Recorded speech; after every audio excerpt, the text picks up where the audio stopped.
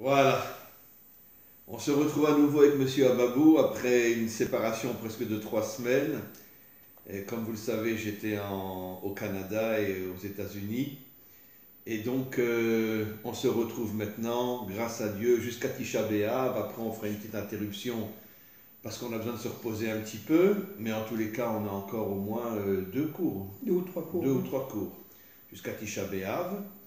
Et voilà, je tenais à faire encore la publicité de ce livre merveilleux qu'a écrit Monsieur Ababou qui s'appelle Au-delà de la nuit. Il sera bientôt sur mon site à titre de publicité. J'attends un technicien qui va venir et qui va le mettre sur mon site.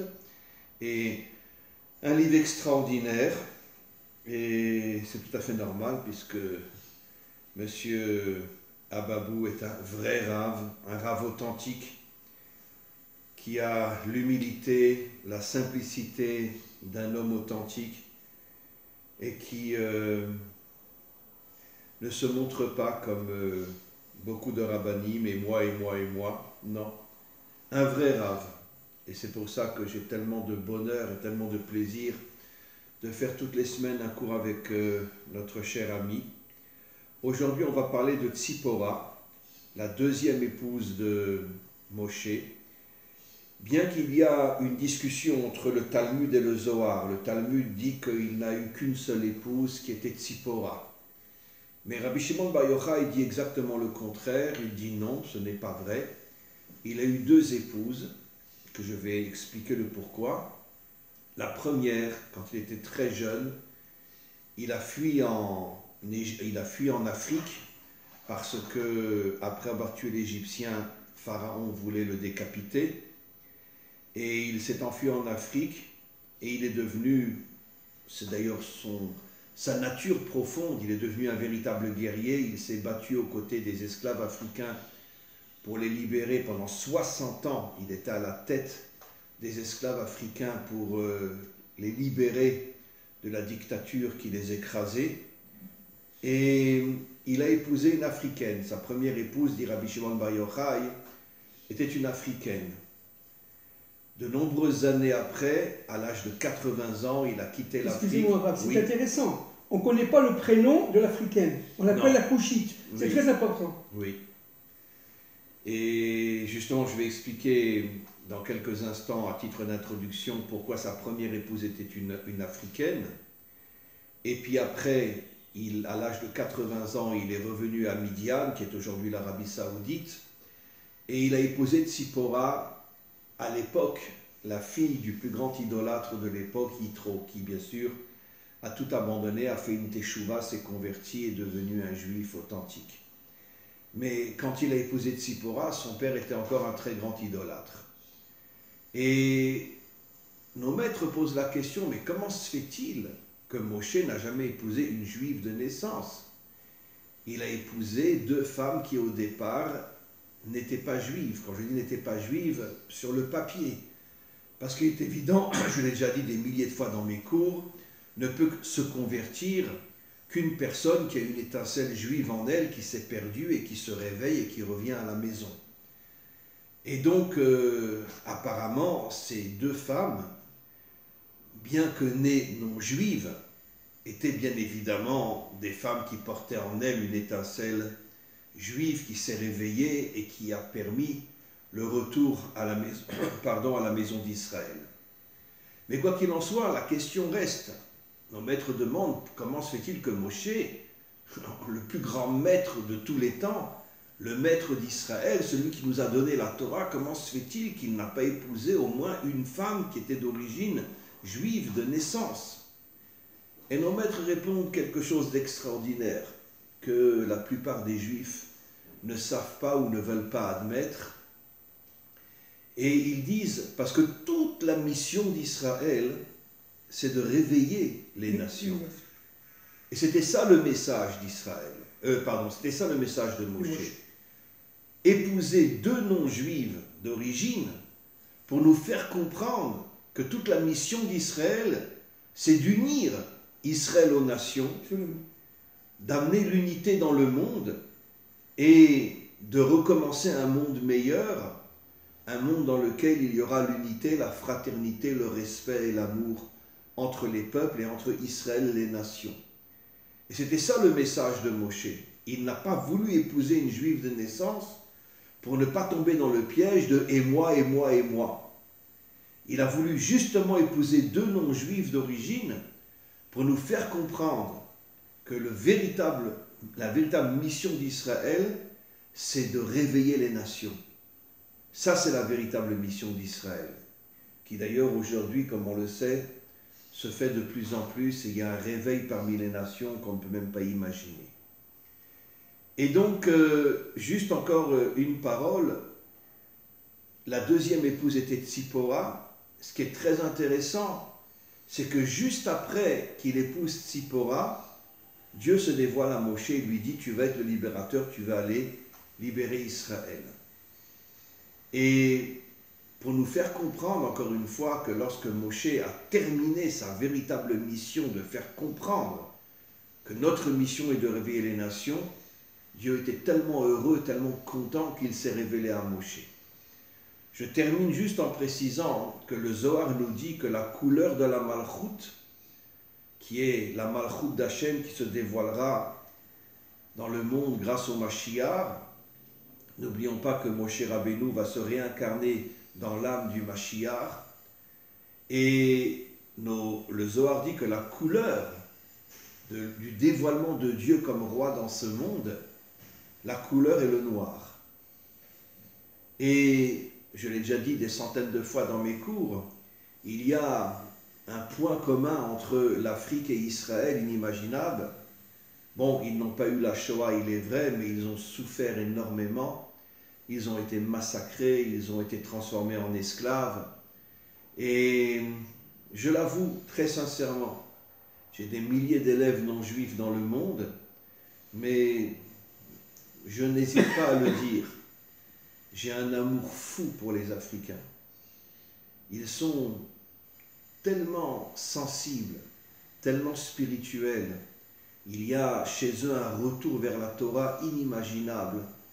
Et j'avoue que j'ai un amour infini pour les Africains, parce que d'abord, ils portent la couleur du dévoilement de Dieu dans ce monde, et je suis convaincu qu'au moment de la délivrance finale, l'unité entre Israël et l'Afrique sera au-dessus de toutes les autres unités qu'il y aura dans le monde, qui seront des unités bien sûr inimaginables.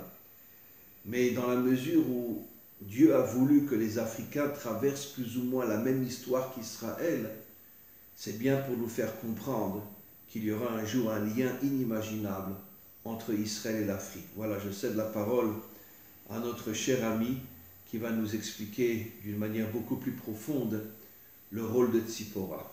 Bien, d'abord, Rav, bonjour. Je suis extrêmement heureux de vous avoir près de moi. Ce que vous avez dit sur l'Afrique me rappelle une anecdote que j'ai vécue quand j'étais un jour à l'université de Lille. J'ai donné une conférence sur l'Europe et je venais de Jérusalem. Et un jour, plusieurs Africains sont venus me voir après mon débat, après mon cours, après mon enseignement, pour me dire la chose suivante. Monsieur Babou, ce que vous dites, les Français ne peuvent pas le comprendre. Parce que nous, les Africains, nous sommes liés aux Juifs. On comprend très très bien. Et il vient, il m'embrasse, devant tout le monde. Et en disant, moi je ne comprenais pas à l'époque, je ne comprenais pas ça, en me disant, mais ce que vous dites, on le sait en nous-mêmes. On le sait en nous-mêmes. Et ça m'avait extrêmement bouleversé, extrêmement touché. Il y a eu même une jeune fille qui est venue me voir en disant « Monsieur Babou, dans notre famille, on n'arrête pas de parler de ce que vous dites, parce que ce que je disais, c'est je mettais la Torah dans, j'allais dire, le côté européen, dans l'économie européenne, mais il me disait « Mais ce que vous dites, je l'entends chez ma famille au Cameroun. » Et ça m'a énormément touché. Et je ne comprenais pas. Je ne comprenais pas, c'est une anecdote vraie que j'ai vécue. Maintenant, la couchite, écoutez, il y a énormément de choses à dire là-dessus. Couchite l'africaine. Oui, couchite l'africaine. Alors, énormément de choses à dire là-dessus. Juste, là aussi, quelque chose de très très important qui est dans mon livre d'ailleurs. Les maîtres du Sod disent, mais pourquoi Moshe, en fait, au niveau au niveau du secret. Pourquoi il a épousé l'Africaine? Parce que, en fait, cette Africaine-là, qui était d'ailleurs une femme d'un roi d'Afrique, qui était mort à la guerre, il a épousé, n'est-ce pas? Parce qu'il était dans les combats, Moshe était un combattant, et il a épousé. Alors les maîtres du sol disent pourquoi, les maîtres des secrets disent pourquoi il a épousé en fait. Qu'est-ce qui s'est passé? Il aurait pu ne pas l'épouser. Pourquoi il a épousé elle particulièrement, pas une autre? Parce qu'elle voulait vraiment rentrer dans le peuple d'Israël. Elle voulait vraiment rentrer dans son âme avec Moshe. Elle voulait se concentrer dans la neshama de Moshe, si vous voulez, si on peut parler comme ça. Et Moshe avait compris. Or, pourquoi je dis ça? Parce que les maîtres des secrets disent une chose très très importante. Ils disent que Moshe, à ce moment-là, s'est rappelé la faute que Yaakov a fait avec Timna. Timna voulait rentrer dans le peuple d'Israël. Jacob l'a jetée, l'a refusée. Elle est partie avec, évidemment, Eliphaz. Et de cela sort Amalek. Donc il a eu très peur que deux Amalécites sortent. En plus d'Amalek, un autre Amalek. Il a dit, il faut que je l'épouse. Ça, c'est au niveau vraiment, évidemment, du secret de la Torah. Il a réparé la faute de Yaakov. Exactement. Il a réparé la faute de Yaakov et il a donc enlevé les forces amalécites, n'est-ce pas, qu'on va retrouver d'ailleurs, entre parenthèses, dans un point très important par rapport à Tzipora, on va y revenir, par rapport à la paracha Balak. Balak et Bilam forment évidemment les mots Amalek, mais aussi les mots Babel. C'est-à-dire que quand est-ce que Amalek sort? Quand il y a deux conditions qui sont réunies. Si je vais très vite, je vais en quelques secondes. Première condition, c'est que les Juifs sortent d'Égypte pour revenir en Eretz Israël. C'est-à-dire qu'il y a cette poussée. Le premier à les avoir attaqués, c'est Amalek. Exactement. Cette poussée de sortie vers la terre d'Israël. Ça, c'est une première chose. Et deuxième chose, et très importante, c'est lorsque le royaume de Nimrod se reforme. Lorsque le royaume de Nimrod sur Babel se reforme, c'est-à-dire un royaume humaniste, où Dieu n'est pas, où véritablement l'homme est maître de toutes choses, où l'homme remplace Dieu. Dans ce monde-là... C'est la raison pour laquelle dans la statue de Daniel, la Babylonie représente la oui, tête. Absolument. Comme pour dire, on n'a pas besoin de toi. Absolument. On sait réfléchir tout seul. Absolument. Voilà. Absolument. Et ça, c'est très important de comprendre que, véritablement, cette jonction entre Amalek et Babel, et ce qu'on vit aujourd'hui, c'est exactement ce qu'on vit aujourd'hui, n'est-ce pas, permet une force incroyable. Maintenant, Balak s'appelle Ben Sipor. Sipor, Sipora, on verra tout à l'heure le rapport. Et Ben Sipor, le Zohar dit une chose extrêmement intéressante. Il dit, il ne faut pas dire Ben Sipor, mais Benot Sipor. Et donc Benot Sipor, pourquoi Benot Sipor? Parce que, dit le Zohar, c'est lié secrètement à la Bina. Beno, Bina, vous voyez? C'est-à-dire à cette force surnaturelle qui est au 8e niveau, qui est liée donc à la Brit Mila, et qui permet à Israël particulièrement de devenir éternel et de sauver le monde par la Bina, de faire entrer le monde par la terre d'Israël dans la Bina. La délivrance se fera grâce aux 50 portes de la Bina. Exactement, par le Noun. Sans dévoilement de la Bina, il n'y a aucune délivrance. Exactement, possible. par le Noun. Alors c'est très intéressant, pourquoi? Parce que regardons qu'est-ce qui se passe en fait. C'est que ce sorcier, parce que Bilam et Balak étaient deux grands sorciers. Balak était véritablement d'abord le roi de Moab, et deuxièmement et surtout, c'était un très grand sorcier. Il avait un oiseau sur lui, dit le Zohar, n'est-ce pas, qui était un oiseau de métal, ce n'était pas un oiseau vivant, de métal, avec deux parties, n'est-ce pas, le corps était parti or et argent, mais l'extériorité, regardez, les ailes étaient de cuivre. Or, vous savez que le cuivre, c'est un alliage qui est composite, n'est-ce pas, qui est composé. Maintenant, pourquoi c'est très intéressant?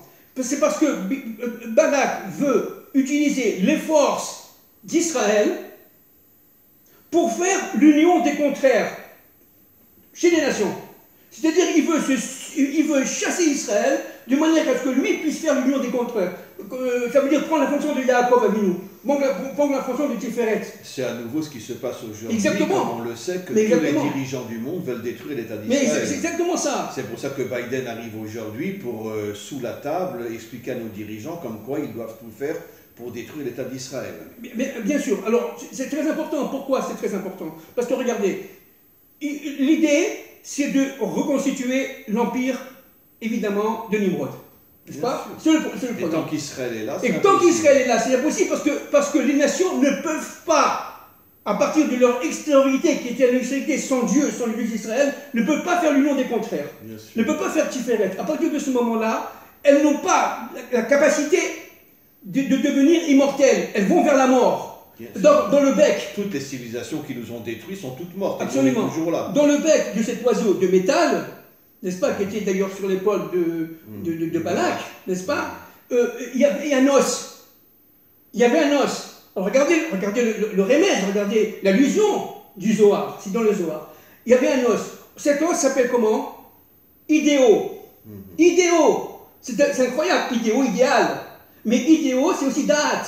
C'est-à-dire la connaissance. Il voulait confisquer la connaissance d'Israël pour pouvoir régner dans le monde à la place de Dieu. Bien sûr. Donc le combat était redoutable, c'est un combat spirituel absolument redoutable, n'est-ce pas? Et regardez comme c'était. C'est pour ça qu'il n'est pas parti en guerre physiquement, bien sûr, mais qu'il voulait les maudire. Il voulait les maudire. Par l'intermédiaire de Bilam.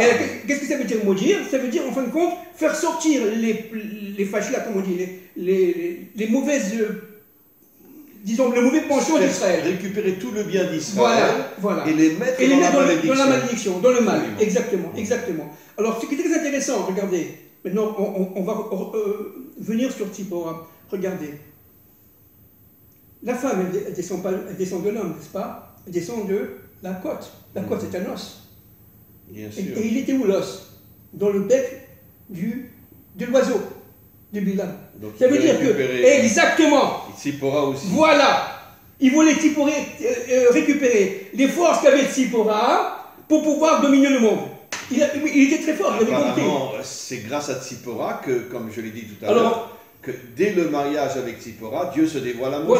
Voilà. Pour nous faire comprendre que sans Tzipora, je ne me serais jamais dévoilé à toi. Voilà. Alors, qu'est-ce que c'est que cette histoire de Tzipora? D'abord, évidemment, Tzipora fait partie de 7 sœurs. Il y avait 7 sœurs, 7 filles chez Yitro. Yitro n'est pas un individu comme les autres. C'était quand même un maître, mais certainement idolâtre à cette époque-là. Mais c'était un maître véritablement au niveau des choses surnaturelles. Il savait dominer les forces. Bien sûr. Il n'a pas appelé Tzipora sa fille comme ça. Le Tzipor, c'est quoi? C'est un oiseau qui fait le lien entre le ciel et la terre. Donc c'est un vave, vous comprenez? Et chez Balak dans le mal. Exactement. Voilà. Chez lui dans le bien et Balak dans le mal. Absolument. C'est pour ça qu'elle s'appelle Tzipora avec un hé à Exactement. La fin, et le hé fait allusion à la Malchoute d'Hachem. Voilà. La royauté d'Hachem. Exactement. Yud et Vav ainsi que la Bina d'ailleurs. Bien sûr, j'allais vous le dire. La Bina et la Malchoute. Bien sûr. Yud et Vav et le hé d'en haut se répercute dans le hé d'en bas, n'est-ce pas? Et à partir de ce moment-là, ça permet à la femme de réaliser par la Bina. C'est pour ça qu'on dit que la femme a plus de Bina que l'homme. Absolument. Parce qu'en vérité, les forces surnaturelles sont plus dans la femme que dans l'homme. Absolument. Alors c'est très important de comprendre.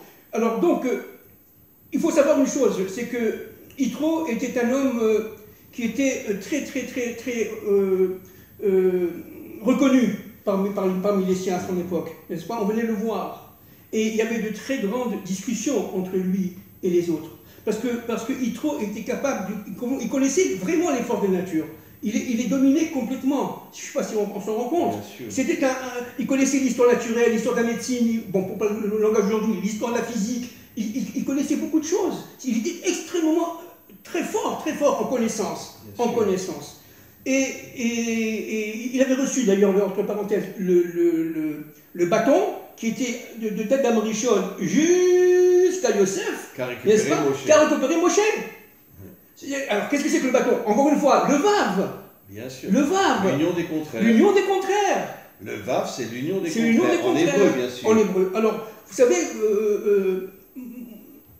Yitro était quelqu'un... Le Zohar dit que Moshe était aussi au niveau de Tiferet. Absolument. C'est pour ça qu'il avait un bâton qui représente le Vav, l'union des contraires. Évidemment. D'où le serpent. Hein. Le serpent, c'est quoi? C'est l'anti-bâton, vous comprenez? C'est pour couper le lien entre le ciel et la terre. Bien sûr. Alors, Moshe prend son bâton, devient serpent et qui devient bâton. C'est-à-dire, en fin de compte, Dieu domine tout, y compris le serpent. C'est rien du tout, le serpent, pour Dieu. Bien sûr. C'est rien, ça existe à peine. Bien sûr. Bon, alors, ce qui est très intéressant, c'est que il y a eu de grandes discussions. On venait voir Yitro, Moshe était présent, et à un moment donné, des gens disent, bon, c'est écrit dans le livre, je vais vous le montrer, bon, c'est un très très très vieux livre, d'accord, qui s'appelle Moïse, de monsieur Sholem H. Bon, je ne veux pas parler parce que c'est trop long. Sholem H, aujourd'hui, bien entendu, il est décédé, c'est un très vieux livre, hein. Et monsieur Sholem H a écrit pas mal de choses sur le christianisme. C'était un juif extrêmement, comment dirais-je, religieux. Il était très proche de la Torah, mais il s'est intéressé à ce moment-là au christianisme. Il a écrit pas mal de choses sur Marie, sur Jésus, etc. Mais il a écrit aussi un livre sur Moïse. Et que dit monsieur Sholem H à la page 82, pour ceux que ça intéresse, il dit une chose très, très, très intéressante.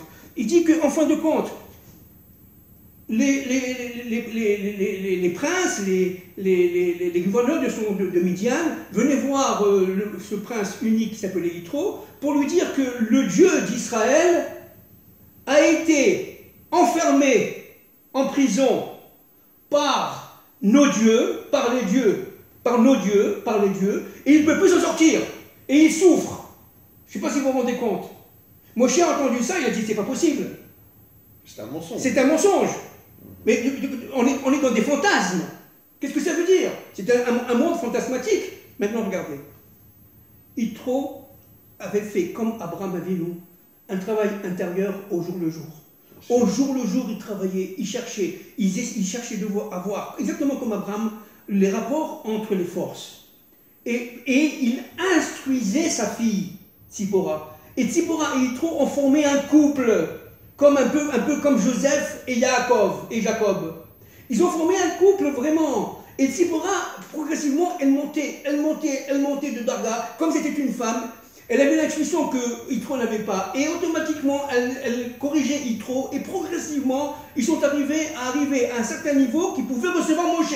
C'est l'absolu contraire de Balak et son oiseau. Exactement. Et Yitro et son oiseau. Exactement. Exactement. Le bien et le mal. C'est exactement ça. C'est-à-dire qu'une fois qu'ils sont arrivés à un certain niveau de connaissance intérieure, n'est-ce pas, que Moshe est arrivé. Alors c'est pour ça que Moshe est arrivé. Qu'est-ce qu'il a vu, Moshe, en Tzipora? Bon, évidemment, comme nos pères, il a sauvé Tzipora et ses sœurs d'un viol parce qu'elles étaient avec les moutons dans un puits, etc. Les bergers couraient derrière elles, etc. Donc il les a protégés, il les a combattus, il les a chassés. Il avait quand même 80 ans. Hein. Bon, pour vous donner une idée de la force des combattants de Moshe.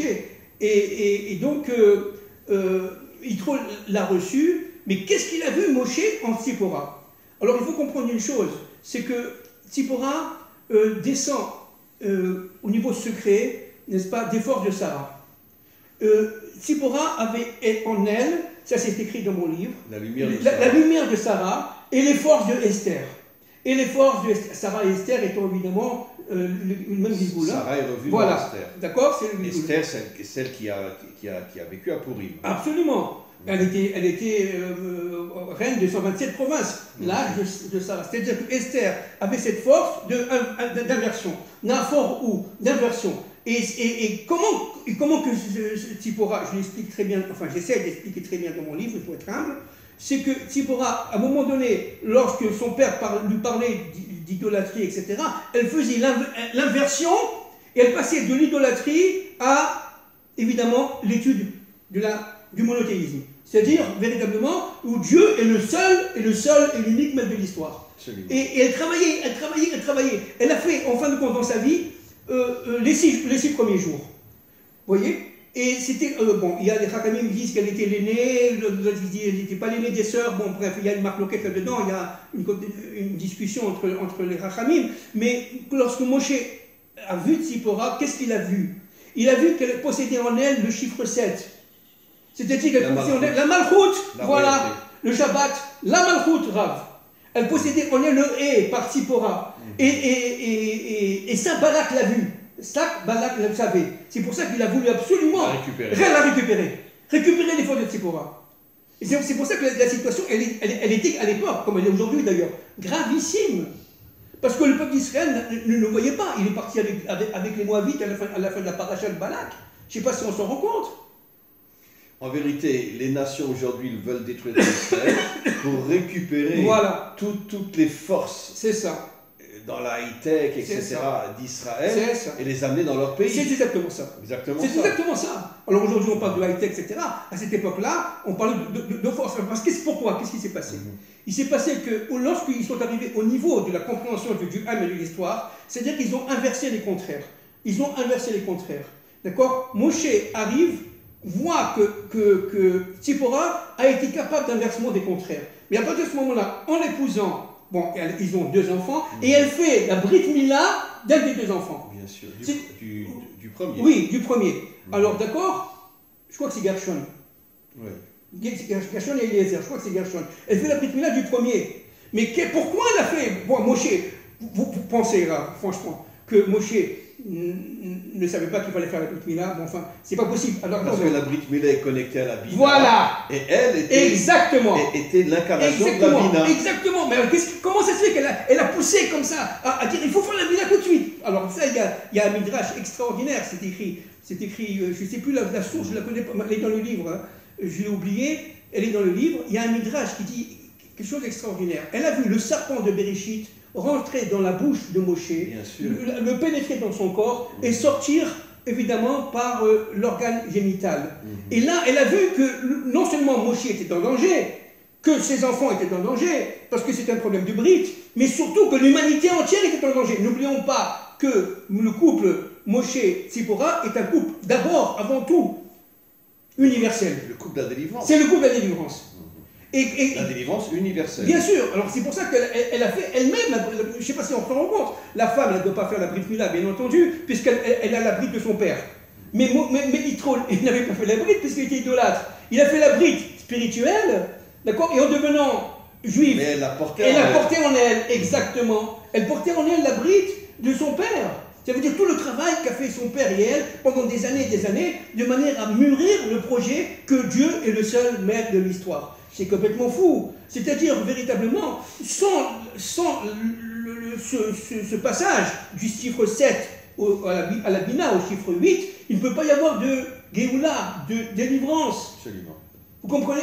Vous êtes d'accord avec moi? D'ailleurs, le Zohar dit que bien que le Shabbat est le 7e jour, mais quand on rentre dans Shabbat, le 7e jour se connecte à la Bina. C'est ça. Et donc, ils deviennent, d'une certaine manière, le 8e jour. C'est exactement ça. C'est-à-dire que les lumières de la Bina rentrent dans le Shabbat qui est la Malchut. Cette Malchut. L'union entre le Hé d'en haut et le Hé d'en bas. La Bina et la Malchut. Eh bien, le Matan Torah à Shavuot, c'est le 8e jour, par rapport aux 7 jours de sortie d'Égypte. Absolument. Vous comprenez? C'est le 8e jour. Et si vous prenez Shmini Atzeret, ça veut dire le 8e jour, d'accord, où Israël reconnaît se réunir sur Dieu. 8 jours, etc. Chanukah, 8 jours, etc. C'est-à-dire le chiffre 8 est absolument fondamental, puisqu'il nous permet de nous connecter à l'absolu, de nous connecter à l'éternité, de nous connecter à la surnature, de manière à ce que le monde puisse tout simplement exister. Et ce qu'a voulu faire Balak et Bilam, ça a été d'arrêter net le processus. Et ça, c'est extrêmement important. N'oublions pas que le Talmud dit que Bilam était égal, voire même supérieur à Moshe. Bon, évidemment, il faut comprendre ce que ça veut dire. D'accord ? Dans le mal. Dans le mal, bien sûr, au niveau des nations. Mais d'abord, il était, disons, borgne. Et puis il était aussi, comment dirais-je, il boitait. Il était borgne. Il ne voyait que de l'œil coche. Son corps était complètement esquinté. Voilà, complètement esquinté. Parce qu'il était complètement dans les forces de la sorcellerie. Mais vous savez d'où vient Bilam? C'est un petit-fils qu'on a de Lavan. Oui, bien sûr. D'accord? Bilam vient de Lavan. Le Zohar dit que Lavan s'est réincarné dans Exactement. Lavan s'est réincarné dans Bilam. Exactement. C'est-à-dire que Bilam, donc avec l'histoire de cette ânesse, d'ailleurs entre parenthèses, il allait avec l'ânesse, c'est-à-dire qu'il avait aucune... D'ailleurs dans le mot Bilham, il y a aussi Lavan. Bien sûr, bien sûr, bien sûr. Oui, il couchait avec son ânesse. Il allait avec son ânesse, je ne sais pas si vous vous rendez compte. Bon. Mais pourquoi le Zohar dit, pas pour le plaisir, pour attirer sur lui les forces de la sorcellerie. C'est ça. Parce que dans un acte aussi abominable, il tombait complètement dans ce qu'on appelle les impuretés, Et à ce moment-là, il pouvait devenir un massacreur sur le plan de l'idolâtrie, sur le plan de la sorcellerie. La sorcellerie, c'est-à-dire, il était redoutable par sa bouche. Il avait la capacité tout simplement d'inverser les choses. Bien sûr. J'allais dire, c'est un anti-Esther. Esther, c'était pour le bien, lui, c'était pour le mal. Il avait la capacité de le faire. Pinchas l'a tué. Oui. Et le Zohar dit Pinchas, c'est Chas, c'est Chaim. Oui. Penun, c'est Panim. C'est ça. Panim, Shel Chaim. Exact. Ça vient le contraire de Bilam. Bilam veut détruire le monde. C'est ça. Et Pinchas, pourquoi c'est lui qui l'a tué? Parce que Pinchas, son vrai nom, c'est Pnei Chaim. Ça veut dire le visage de la vie. C'est ça. C'est quoi le visage de la vie? L'union entre l'âme et le corps. Exactement, exactement. Alors c'est très intéressant, l'histoire de l'ânesse. Pourquoi? Parce que l'ânesse, à un moment donné, elle est dans un chemin, elle va vers la droite, elle va vers la gauche. Évidemment, c'est tout codé, elle devrait être tout codé, bien entendu. D'accord? Elle froisse le pied gauche et le pied droit de Bilal. Bilal est énervé, il tape l'ânesse parce qu'elle a vu, évidemment, un ange qui était envoyé par le qui l'empêchait de passer avec une épée. Elle ne pouvait pas. À un moment donné, l'endroit est étroit et elle ne peut pas, elle tombe et c'est là que Bilal voit l'ange. C'est intéressant, c'est très intéressant. Au niveau des civilisations, il faut comprendre ce que ça veut dire. Ça veut dire que les civilisations, elles avancent, à droite et à gauche, et on passe par les parties de droite. Voilà, partie de droite, partie de gauche, on se fait mal, etc. On cherche le juste milieu. Mais ils n'y arrivent pas. Ils n'arrivent pas. Ils vont à droite et à gauche. C'est pour ça qu'elles meurent. Voilà. Parce que le juste milieu, c'est l'union entre le monde d'en haut et le monde d'en bas. C'est exactement et ça. Elles n'arrivent pas. Elles n'arrivent pas. Toutes les civilisations qui nous ont poursuivis et qui nous ont fait du mal ont toutes disparu. C'est exactement ça, Rav.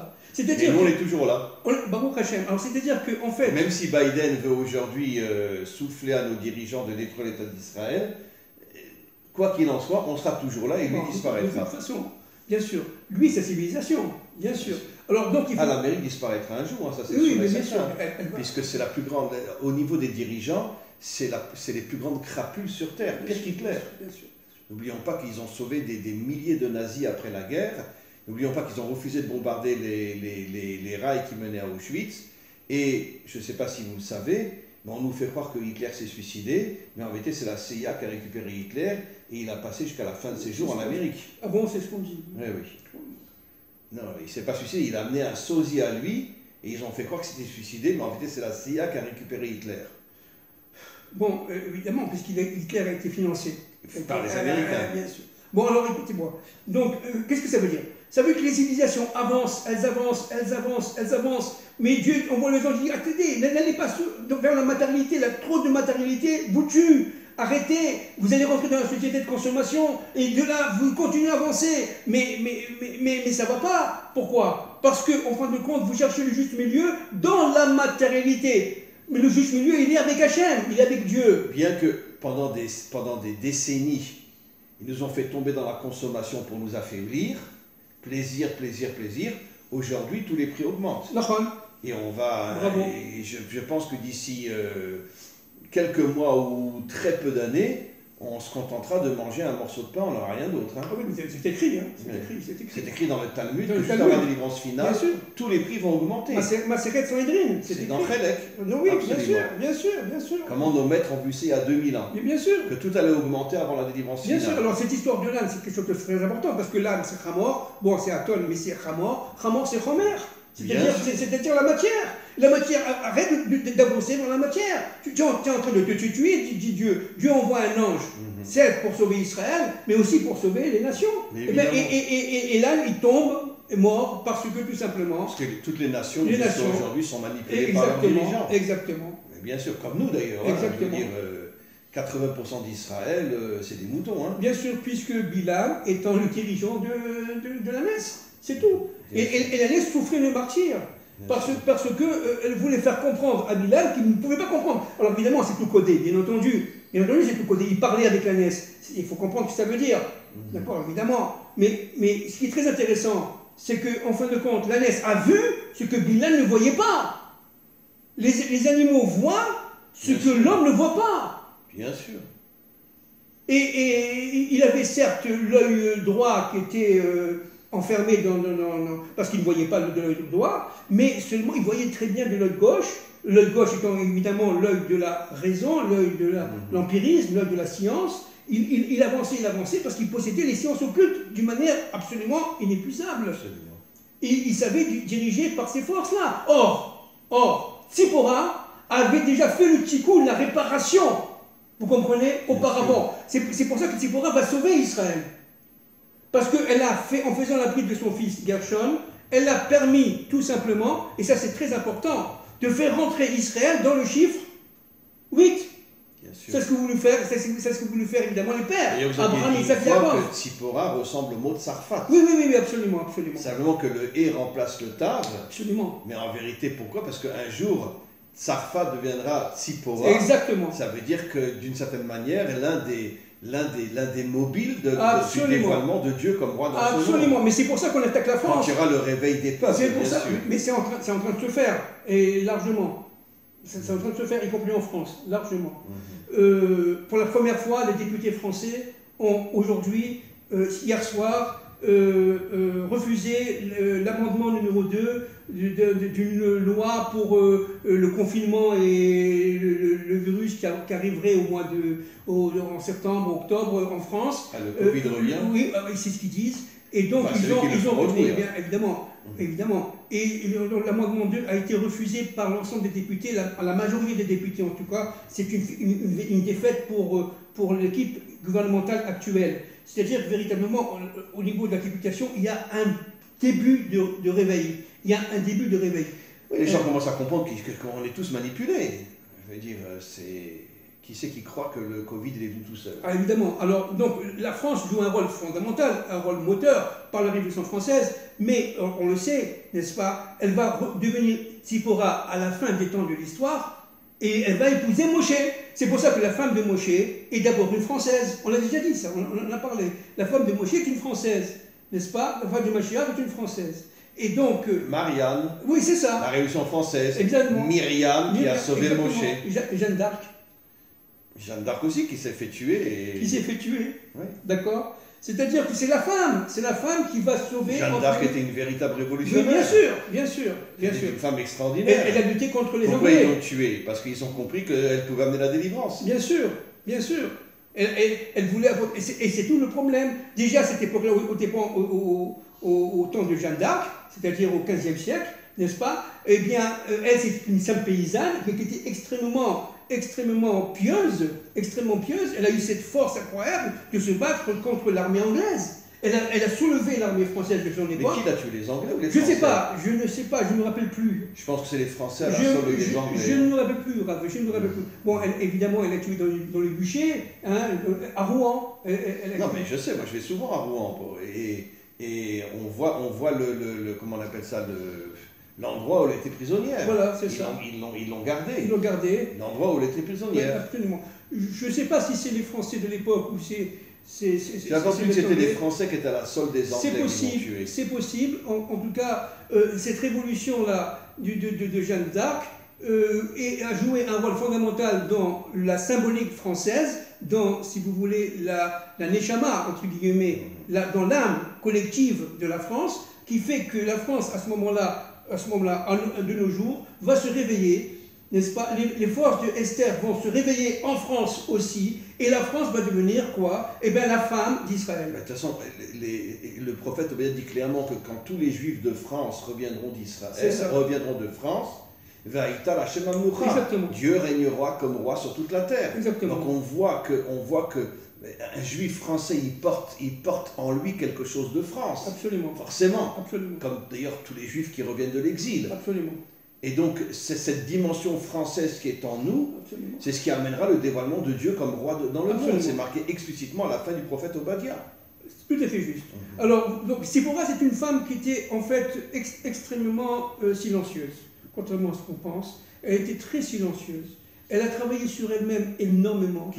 Tzipora. Elle s'est battue contre beaucoup de ses sœurs qui ne la comprenaient pas, qui ne comprenaient pas du tout. Parce que ses sœurs, elles voulaient vivre, elles voulaient rigoler, elles voulaient sortir, etc. Et elle était introvertie, elle était collée à son père. Et donc elle a vécu toute son Sans enfance. doute, c'est grâce à elle que Yitro a décidé de rejoindre Israël Oui, oui, absolument. et de faire Teshuvah. Oui, absolument. La preuve, quand il est venu rejoindre Israël, il a Absolument. pris Tzipora qui était Exactement. avec lui, il l'a pris elle. Exactement. On ne voit pas qu'il a pris les autres filles. Exactement. Il a pris que Il a pris que Tzipora. Tzipora. Il Exactement. voulait nous faire comprendre que c'est entre autres grâce à elle qu'il a compris la dimension d'Israël. Exactement, exactement. Tzipora, elle a fait ça en toute douleur. C'était très difficile parce qu'en montant la graduation spirituelle, en montant les étapes spirituelles, il fallait qu'elle meure pour renaître, vous voyez, qu'elle meure pour renaître. À chaque fois, elle meurt pour renaître et elle se transforme, elle se transforme, elle se transforme, et jusqu'à devenir véritablement l'épouse de Moshe. Et quand elle a connu Moshe, elle était prête. Et Moshe l'a vu. Évidemment Moïse l'a vu. Moïse l'a vu, les étapes d'élévation spirituelle de sa future femme. Il a dit, elle c'est ma femme. Mais c'est une femme qui a énormément souffert. Elle était seule, elle était solitaire, elle était véritablement silencieuse. Et c'était une combattante. Rav, on cherche une combattante. Tzipora est une combattante. Bien sûr. Parce qu'elle s'est battue d'abord contre les forces du serpent qui était en elle, et elle s'est battue aussi, et surtout, contre son environnement. Contre son environnement. Vous comprenez, là? Mais évidemment. Donc, le couple Moshe-Tzipora reviendra à la fin des temps de l'histoire, n'est-ce pas? Et il reviendra, évidemment, dans la Neshama du Mashiach ben David. Tzipora jouera son rôle absolument fondamental parce que c'est elle qui va donner au Messie, c'est ça qui est complètement fou, n'est-ce pas, la force de faire ce qu'il doit exactement. faire. Et je dis toujours, le vrai Mashiach, c'est pas le Messie, c'est sa femme. Exactement. Parce que la véritable délivrance vient de la dimension cachée. Exactement. Qui donne toutes les forces à l'extérieur qui est le Mashiach. Exactement, c'est ça. Et Tzipora va aider Ève à faire sa réparation. D'ailleurs, je voulais rajouter quelque chose. On a 3 pères et 4 mères. Exact. Regardez, 4 mères, c'est les 4 lettres du nom divin. Bien sûr. Yudke, Vavke. Bien sûr. Pour nous faire comprendre que c'est la femme qui incarne le nom divin absolument. Plus que l'homme. Absolument. Parce qu'on n'a que Avram, Isaac et Yaakov. Par contre, on a Sarah, Rivka, Rachel et Léa. Rachel étant la Malchoute, Léa étant la Bina. La Bina, bon, je ne sais pas bien si sûr. on s'en rend compte. Donc, attendez, Tzipora, en faisant la brite, elle a rejoint Léa. Et en vérité, Sarah est la Chokhmah. Voilà. Rivka est l'union des contraires. Et Léa est la Bina. Et Rachel est la Malchoute. C'est ça. Donc les 4 lettres du nom divin. Exactement. Donc on voit que c'est les femmes qui portent le nom divin en elles et pas les hommes. Mais vous vous rendez compte, Rav, comme c'est important, Tzipora, qui était liée directement à la Malchoute par le chiffre 7, elle était liée à Rachel, elle a été obligée, pour pouvoir atteindre la Bina, de se relier à Léa. Pour faire Rachel et Léa, de manière à faire arriver à Tiferet. C'est le bâton de Moshe, Tiferet. Bien sûr. Vous comprenez? C'est complètement dingue. De toute façon, Moshe a trouvé le bâton dans la famille de Yitro. Et j'imagine grâce à Tzipora. D'accord, bien sûr. Et vous savez que le père bon, vous le savez, je sais bien, le père d'Yitro, Réhouven, d'accord, oui. a voulu mettre Moshe en prison. Bien sûr. Pourquoi? Parce qu'il a dit, parce que tu es un scélérat, tu n'es pas un idolâtre. Voilà. Et Baruch Hashem, Yitro, là... D'ailleurs, comme il y a dans le Tanar aussi, comment il s'appelait, ce chauffette. Bon, bref, il a cassé le misbéar de son père et toute la ville a voulu le mettre en prison. Oui, oui. Aussi parce qu'il a osé casser un hôtel idolâtre. Oui. Voilà. Donc, alors pour finir, le Mashiach, on répète, c'est à la fois David, par son Nefesh. C'est pour ça qu'il s'appelle Ben David. Bien sûr. Le fils de David, alors qu'il y a 3000 ans d'écart entre les deux. Yosef, pour le Tiferet, le Yesod, oui. Et dans Yosef, il y a le Tiferet, il y a Yaakov, Israël, Abraham, Isaac, Yaakov. Bien sûr. Après, vous avez Moshe, qui est la Neshama. La Neshama, la Bina. Après, la Bina. Exactement. Moshe est au niveau de la Bina. Absolument. Après, vous avez effectivement Adam, la Chaya, la Chokhmah, exactement. Et après, vous avez Moshe Ben David. Le Mashiach. Keter. Yechida, Keter. Le Keter, c'est le point du Yud. C'est le point du Yud. Le bout du Yud. Le bout du Yud. Voilà, le point, la couronne. Hein? C'est fou. C'est complètement fou. Absolument. Voilà. Magnifique, une fois de plus. On a vraiment dévoilé des choses absolument incroyables. Merci au maître du monde. Merci à monsieur Ababou, un maître authentique, un vrai de vrai. Il y en a très peu dans notre monde aujourd'hui, mais il y en a un, monsieur Ababou. D'accord? Pourquoi vous riez? Comment tu dis? Allez, que des bonnes choses. On se retrouve la semaine prochaine.